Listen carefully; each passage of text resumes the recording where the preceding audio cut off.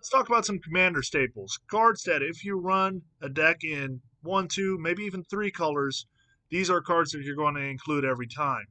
And all the cards that I'm going to be talking about are going to be great in commander.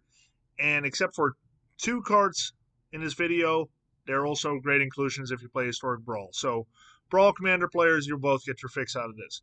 But first off, I just want to get this out of the way. I'm going to focus on budget commander staples because we know there's bangers like Smothering Tide, Rhystic Study, Dockside Extortionist, but those can be very pricey, and it's very hard to justify as a more casual player to spend 20, 30, 40, up to $80 on one specific card to upgrade your deck with. So the cards that I'm going to be talking about are going to be up to $5. That way, let's say you buy a pre-con and you want to upgrade it by switching out 10 cards, you can do so for $50 or less and get yourself a solid budget commander deck. So let's focus on budget under $5 staples for commander and Historic Brawl. So Dockside Extortionist here is one of the cards that's not on Arena. Just a little disclaimer there. So the prices that I will show in this video are going to be based on Card Kingdom, and it's going to be based on January 7th is when I looked up these prices. So obviously Magic the Gathering economy constantly changes, so some of these cards are going to go up or down a little bit. I don't expect them to change too much based on when this video will drop, etc. Also, I'm not sponsored by Card Kingdom by any means. I just really like Card Kingdom. They are my online preference when it comes to online ordering, so that's why I looked at their website when it comes to these prices. So, first off, let's just go ahead and jump into some white cards that are absolute staples that you should be running in your commander deck if you run white, or in your brawl deck. First off, Swords to Plowshare. For a white, you instant exile target creature. Its controller gains life equal to its power. Just a great card. It is in pretty much every white pre-constructed deck now that comes out. Like if you buy a Commander Precon, you're going to have a Swords to Plowshare in it. But if it's not, or if you're building from scratch for $1.99, you get yourself a Swords to Plowshare as prime removal. Exile is very important in Commander. There's a lot of indestructible effects, and for one mana, being able to just get rid of the opponent's commander, maybe even, it's just great value. Reprieve is another great banger in Commander and in Historic Brawl. What do you mean we don't have counterspells in white? Reprieve is 1 in a white for an instant. Return target spell to its owner's hand and draw a card. This came out here recently, and it's an uncommon, so the price, again, is not very high. For an uncommon, $1.29 is not nothing, but that shows you just the level of quality that is this card for an uncommon to be even over $1, but it still makes it for a great upgrade to any white commander deck because it also goes around some of the can't be countered cards because you return a spell to hand, buying yourself a possibly an extra turn and drawing yourself a card. So this thing can be great in commander because you might just save yourself or everybody with a um, specific action that somebody's trying to take. Maybe you're ahead on the board and you can get rid of a board wipe this way, or Fairy's Protection. But even in Brawl, sometimes a reprieve is just like a time spiral. It just buys you an entire extra turn. And then the card draw with it is just a fantastic little extra. So, great card. And then, of course, Skyclave Apparition is just prime removal for white. It's also a creature, so that's just great. And it comes in as $2.79, which is pretty low for a creature that's so good. It's been around since Zendikar Rising. Was it Zendikar Rising? It's Zendikar something. I think it's Zendikar Rising. Just a great card overall. 1 a white and a white for a creature core spirit that's a 2/2. When it enters the battlefield, exile up to one target non-land, non-token permanent you don't control with converted mana cost 4 or less. Then when Skyclave Apparition leaves the battlefield, the exiled card's owner creates an XX blue illusion creature token where X is the converted mana cost of the exiled card. So for example, anything up to mana cost 4 or less, you can take out with Skyclave Apparition. Whether that's big artifact or enchantment. So let's say Recently, I posted a short about Rhystic Study. Skyclave Apparition gets rid of their Rhystic Study, and if they get rid of your Skyclave Apparition, all they get back is a 3/3 blue illusion because Rhystic Study's mana value is 3. So, great piece of removal. And again, in white, you're often wanting to be a little bit more aggressive too, so Skyclave Apparition is also a creature. So, creatures that are removal is just great overall. So, those were some white staples. Let's dive into blue. Blue, I think, is not going to be very surprising. We're going to have Brainstorm. For a blue, draw 3 cards, then put 2 cards from your hand on top of your library in any order. Just great card selection slash card draw, especially if you run some lands that you can crack, whether it's fetch lands. And if you are in a budget environment, you're not going to run fetch lands most likely.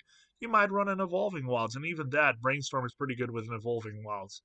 And it's only $1.99. So with that, it's just a great piece of card selection, card draw that can save you the game if you can dive 3 cards deep, and possibly if you have yourself a land that you can crack to shuffle your deck after the Brainstorm, it makes it so much better.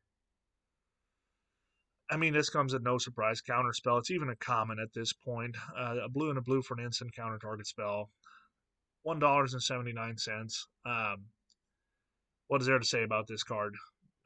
It's 2 blue for a counter target spell. It's obviously often going to target something way bigger. It's just great advantage. That's all I can say about that card, really. And then Spark Double. This one surprised me. I think this is a great example of what reprints can do to cost. Because Spark Double was a little pricey for a while there, but Ravnica Remastered is reprinting Spark Double. So it's actually falls within the budget category that I have set, the parameters. It's currently listed at $3.99. Spark Double is a 3 and a blue for a creature illusion. It's a 0/0. You may have Spark Double enter the battlefield as a copy of a creature or planeswalker you control, except it enters with an additional +1/+1 counter on it if it's a creature, and an additional loyalty counter if it's a planeswalker. And it isn't legendary. So this is effectively I play my commander, and now I have a second commander. That's typically what Spark Double is in white. So good in white, so great in commander, because you can make an extra commander. And typically your commander does really important stuff. So to be able to have 2 and potentially double your triggers is just fantastic. So Spark Double is a wonderful card. If you run any kind of blue commander deck, you're going to want to have a Spark Double in your deck. And for $3.99, it is definitely within that range to do so. So on to the next color. Let's go to black. No surprise there. Dark Ritual. It's actually really affordable. There's some versions that are crazy expensive, like hundreds of dollars. But you can also buy a copy for $1.99. And what it does, for 1 black, it's an instant. Add a black to your mana pool. So you basically turn 1 mana into 3. It's great ramp. Get your commander out really early or do some other nutty stuff. You can't go wrong with extra mana, and Dark Ritual provides that with great value. And Cruelty of Gix is a more recent card. Honestly, I'm kind of surprised that I didn't see this in more decks on like EDHREC and stuff. But it's just such a banger in Brawl as well, like 1v1. Cruelty of Gix is really good. It's 3 a black and a black. It's a saga that you can read ahead so you can skip phases. You can start at 2 or 3 if you want. First step is your target opponent reveals their hand. You choose a creature or planeswalker card from it. That player discards that card. Stage 2, search your library for a card, put that card into your hand, then shuffle, you lose 3 life. And stage 3, put target creature card from a graveyard onto the battlefield under your control. I think stage 1 is more of a 1v1 thing where you are playing against one player and you want to attack their hand. Otherwise, I think you want to start at stage 2 or maybe even 3 to get the tutor. Any tutor in Commander is going to be good. And being able to then have the potential of put target creature card from a graveyard onto the battlefield under your control. After that, all in all, this card is just so much value, and it's so powerful, and it's only $2.99 as of the making of this video. Incredible banger. I wouldn't be surprised if slowly over time you're going to see this in more Commander decks. And then, of course, Phyrexian Arena has been reprinted so many times to where it actually falls within the price range of $4.99 as of the making of this video. 1 a black and a black for an enchantment. At the beginning of your upkeep, you draw a card and you lose 1 life. It's Commander. Card draw is good. You can't go wrong with this card. Pretty straightforward. On to red. So red, lightning bolt. For red, you got an instant lightning bolt, deals 3 damage to any target. I think this is the most iconic card in Magic Gathering, alongside Counterspell probably. Um, and 3 damage for in a commander decks might seem odd, but there are so many creatures that die to lightning bolt, and especially if that's a commander, again, kind of same as Swords to Plowshare, being able to take something out for 1 mana, it's just really good. And that it's an instant is just overall great.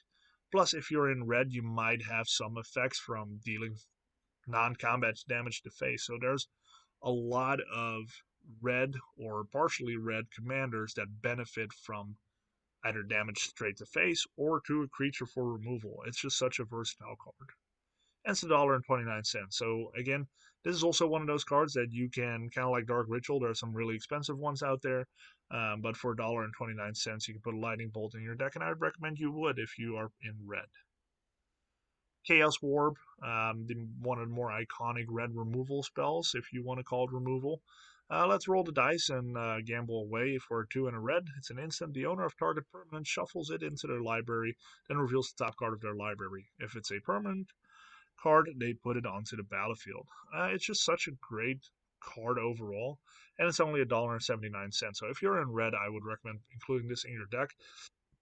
Even if you don't use it as removal, you can, if they target one of your things and you want to put it in your library, target it with Chaos Orb, get something of yourself onto the battlefield, and maybe you hit the lottery. Maybe it's Atlanta Werewolf if you're in Gruul. You don't know, but it's worth a shot. Great card. And this is the second and final card that is not in Arena, but if you're playing Commander, it's a fantastic board wipe. Blasphemous Act for 8 and a red. It's a sorcery. The spell costs 1 less to cast for each creature on the battlefield. Blasphemous Act deals 13 damage to each creature. So basically, it's a board wipe. Straight, pretty simple.